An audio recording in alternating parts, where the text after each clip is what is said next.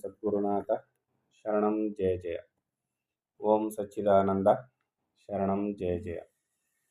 ಎಲ್ಲರಿಗೂ ನನ್ನ ನಮಸ್ಕಾರಗಳು. ಯೋಗ ವಾಸಿಷ್ಠ ನಿರ್ವಾಣ ಪ್ರಕರಣ. ಇದರಲ್ಲಿ ಶ್ರೀರಾಮಚಂದ್ರನಿಗೆ ವಸಿಷ್ಠರು, ನೀನು ಸರ್ವಜನ್ಮ ಜನ್ಮಾಂತರಗಳ ವಾಸನಾಜಾಲವೆಲ್ಲವನ್ನು ಕಳೆದುಕೊಂಡು ಜ್ಞಾನ ಅಂದರೆ ಇಲ್ಲಿ ಆತ್ಮಜ್ಞಾನಿಯಾಗಿ ಈ ದೇಹದಲ್ಲಿಯೇ ಜೀವನ್ಮುಕ್ತನಾಗಿ ದೇಹ ಇರುವವರೆಗೂ ವ್ಯವಹಾರವನ್ನು ಮಾಡ್ತಾ ಇರು ಅನ್ನೋ ಅಪ್ಪಣೆಯನ್ನು ಕೊಡಿಸಿದ್ರು. ಸಾಮಾನ್ಯವಾಗಿ ನಮ್ಮಗಳ ಮಟ್ಟಕ್ಕಾದರೆ ಗುರುಗಳು ಏನು ಹೇಳ್ತಾ ಇದ್ದಾರೆ ಇವುಗಳೆಲ್ಲ ಏನು ಅಂತ ಅರ್ಥವಾಗೋದೇ ಕಷ್ಟ. ಆದರೆ ರಾಮ ಇವೆಲ್ಲವನ್ನು ಅರ್ಥೈಸ್ಕೊಂಡು ಗುರುಗಳಿಗೆ ಮರುಪ್ರಶ್ನೆಯನ್ನು ಮಾಡ್ತಾನೆ. ರಾಮ ಏನು ಹೇಳ್ತಾನೆ ಅಂದರೆ, ಎಲೈ ಮುನೀಂದ್ರನೇ, ರುದ್ರರು 100 ಮಂದಿ ಆದುದು ಹೇಗೆ? ಗಣಗಳಾದವರು ರುದ್ರರೇ ಆದರೆ ಹೇಗೆ? ಇದನ್ನು ಹೇಳು. 100 ಮಂದಿ ರುದ್ರರಾದರು, ಶತರುದ್ರರು ಅಂತ ಹೇಳ್ತೀಯಲ್ಲಪ್ಪ ನೀನು. ಆ ರುದ್ರರು 100 ಮಂದಿ ಹೇಗಾದರು? ಗಣಗಳಾದವರು ಹೇಗೆ? ಗಣಗಳು ರುದ್ರರೇ ಅಂದ್ಬಿಟ್ಟಲ್ಲ, ಅದು ಹೇಗೆ? ಇದನ್ನು ಹೇಳು ಅಂತ ಇಲ್ಲಿ ಕೇಳ್ತಾನೆ. ಅದಕ್ಕೆ ವಸಿಷ್ಠರು ಹೇಳ್ತಾರೆ, ಭಿಕ್ಷುವು ಕಂಡ ಸ್ವಪ್ನಗಳ 100 ಶರೀರಗಳು ಅವರವರ ಸಂಸಾರಗಳನ್ನು ಅನುಭವಿಸಿ ರುದ್ರರೇ ಆದರೆಂದು ಹೇಳಿದನಾಗಿ ಅದನ್ನು ನಾನು ವಿವರಿಸಲಿಲ್ಲ. ಈಗ ಒಬ್ಬ ಭಿಕ್ಷು ಏನು ಮಾಡ್ತಾನೆ ಅಂದರೆ, ಅಲ್ಲಿ ತನ್ನ ಒಂದು ಸ್ಥಿತಿಯನ್ನು, ಯಾರೋ ಭಿಕ್ಷು ಜೀವ ಸಮಾಧಿಯನ್ನು ಅಭ್ಯಾಸ ಮಾಡ್ತಿದ್ದು ಮನಸ್ಸನ್ನು ಹರಿಬಿಟ್ಟು ಅಲ್ಲೋಗಿ ಅವನು ಒಬ್ಬ ಬ್ರಾಹ್ಮಣ ವಟುವಾಗಿ, ಅನಂತರ ಸಾಮಂತರಾಜನಾಗಿ, ಅನಂತರ ಚಕ್ರವರ್ತಿಯಾಗಿ, ರಾಜಹಂಸವಾಗಿ, ಬ್ರಹ್ಮಹಂಸವಾಗಿ, ಕೊನೆಗೆ ರುದ್ರ ಅನೇಕ ಜನ್ಮಗಳನ್ನು ತಾಳಿ ರುದ್ರನಾಗಿ ಇವೆಲ್ಲವನ್ನು ಮಾಡಿರ್ತಾನಲ್ಲ, ಅಲ್ಲಿ ಭಿಕ್ಷುವು ಕಂಡ ಸ್ವಪ್ನಗಳ 100 ಶರೀರಗಳು ಅವರವರ ಸಂಸಾರಗಳನ್ನು ಅನುಭವಿಸಿ. ಈಗ ಒಂದೊಂದು ಸಂಕಲ್ಪದಲ್ಲಿ ಒಂದೊಂದು ಶರೀರ ಅವರಿಗೆ ಪ್ರಾಪ್ತಿಯಾಯಿತು. ಭಿಕ್ಷುವಾದ, ರಾಜನಾದ, ಸಾಮಂತರಾಜನಾದ, ಆಯಾ ಶರೀರಗಳ ಅವರೇನು ಮಾಡಿದ್ರು, ಅವರವರ ಸಂಸಾರವನ್ನು ಆ ವಯಸ್ಸಿಗೆ ಕಾಲಮಾನ ಇರುವವರೆಗೂ ಅನುಭವಿಸಿ ಕೊನೆಗೆ ಏನಾದರೂ ಅವರು ರುದ್ರನೇ ಆದರು. ಆದರೆ ಇಲ್ಲಿ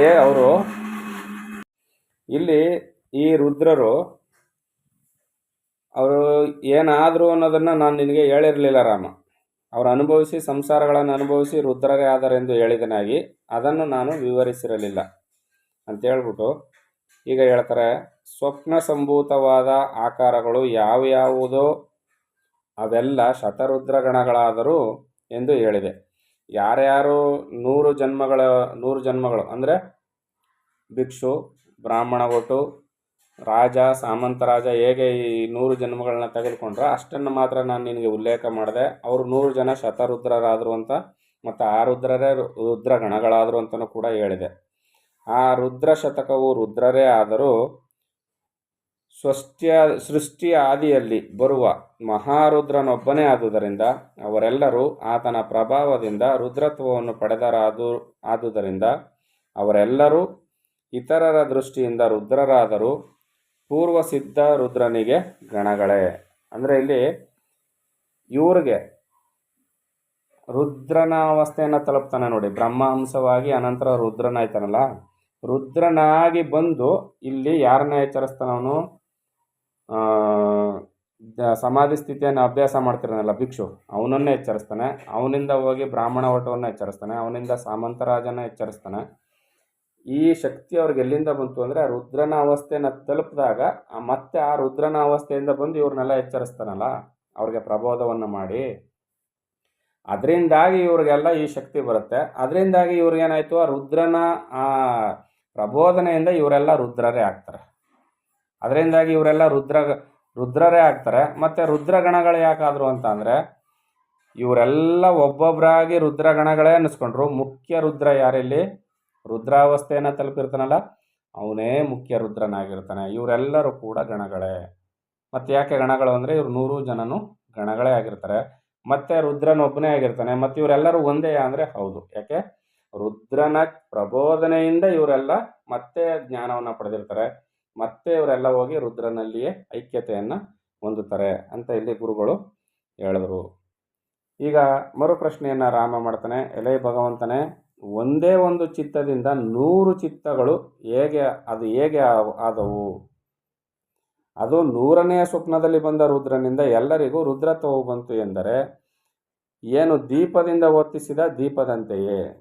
ರಾಮ ಕೇಳ್ತಾನೆ, ಗುರುಗಳೇ ನೀವು ಹೇಳಿದ್ರಿ ಈಗ ಏನಂತ, ಒಬ್ಬ ರುದ್ರನಿಂದ 100 ಜನ ರುದ್ರರಾದರು, ಇವ್ರಿಗೆಲ್ಲರಿಗೂ ರುದ್ರತ್ವದ ಶಕ್ತಿ ಬಂತು ಅಂತ ಹೇಳಿದ್ರಿ.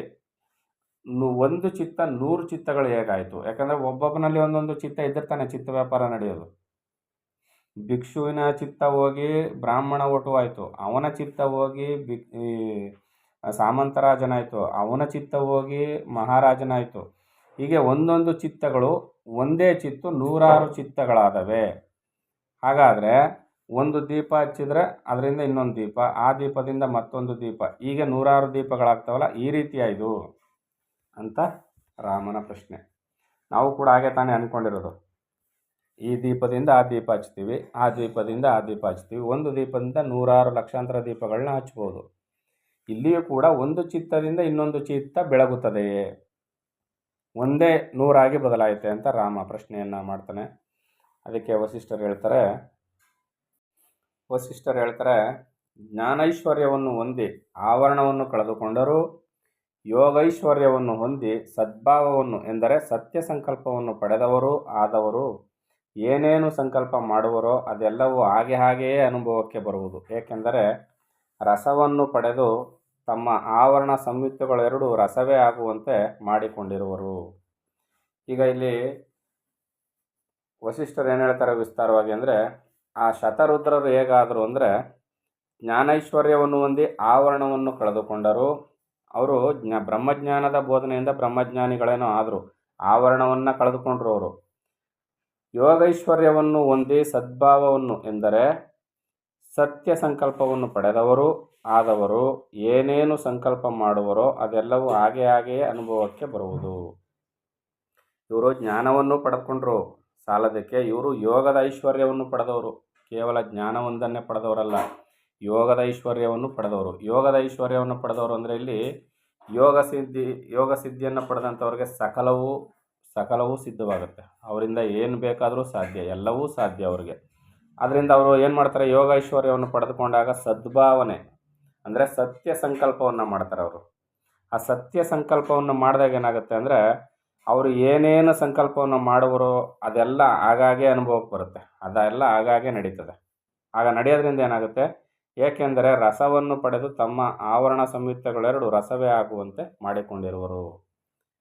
ಅವರು ಯೋಗ ಮತ್ತು ಜ್ಞಾನ ಎರಡರ ದೆಸೆಯಿಂದಾಗಿ ಅವರು ಪರಿಪೂರ್ಣತೆಯನ್ನು ಪಡೆದಿರ್ತಾರೆ. ಅವರು ಹೇಗೆ ಸಂಕಲ್ಪ ಮಾಡ್ತಾರೋ ಹಾಗಾಗೆ ಅದು ಘಟಿಸ್ತದೆ. ಅದರಿಂದಾಗಿ ಇವರು ಶತರುದ್ರರು ಆದರು, ಶತರುದ್ರರು ಏಕರುದ್ರರು ಆಗಿ ಬದಲಾವಣೆಯನ್ನು ಹೊಂದಿದ್ದರು ಅಂತ ಹೇಳಿ ಇಲ್ಲಿ ಗುರುಗಳು ಹೇಳ್ತಾ ಇದ್ದಾರೆ. ಮುಂದುವರೆದು ಹೇಳ್ತಾರೆ, ಸರ್ವಾತ್ಮವಾದ ಬ್ರಹ್ಮವು ಸರ್ವಗತವಾದುದರಿಂದ ಅದು ಹೇಗೆ ಎಲ್ಲೆಲ್ಲಿಯೂ ಇರುವುದೆಂದು ಅನುಭವಕ್ಕೆ ಬರುವುದೋ ಹಾಗೆಯೇ ಆ ಬ್ರಹ್ಮಜ್ಞರಾಗಿರುವ ಬುದ್ಧಿಯು ಯಾವುದನ್ನು ಹೇಗೆ ಭಾವಿಸಿದರೆ ಅದು ಹಾಗೆ ಅನುಭವಕ್ಕೆ ಬರುವುದು. ಸರ್ವಾತ್ಮವಾದ ಬ್ರಹ್ಮವು, ಪರಮಾತ್ಮನು ಸರ್ವರಲ್ಲಿಯೂ ಆತ್ಮನಾಗಿ ಅಂತರ್ಯಾಮಿಯಾಗಿದ್ದಾನೆ. ಅದರಿಂದ ಇಲ್ಲಿ ಸರ್ವಾತ್ಮವಾದ ಬ್ರಹ್ಮವು, ಸರ್ವಕ್ಕೂ ಆತ್ಮ ಯಾವುದು? ಬ್ರಹ್ಮವೇ. ಬ್ರಹ್ಮವು ಸರ್ವಗವಾದುದರಿಂದ ಎಲ್ಲದರಲ್ಲಿಯೂ ತುಂಬಿರುವುದರಿಂದ ಅದು ಹೇಗೆ ಎಲ್ಲೆಲ್ಲಿ ಇರುವುದೆಂದು ಅನುಭವಕ್ಕೆ ಬರುವುದೋ ಹಾಗೆಯೇ ಈ ಬ್ರಹ್ಮಜ್ಞವಾಗಿರುವ ಬುದ್ಧಿಯು ಯಾವುದನ್ನು ಹೇಗೆ ಭಾವಿಸಿದರೆ ಅದು ಹಾಗೆಯೇ ಅನುಭವಕ್ಕೆ ಬರುವುದು. ಈಗ ಬುದ್ಧಿ ಏನಾಯಿತು? ಬ್ರಹ್ಮಜ್ಞಾನದಿಂದ ಬುದ್ಧಿಯೂ ಕೂಡ ಬ್ರಹ್ಮಜ್ಞವಾಯಿತು.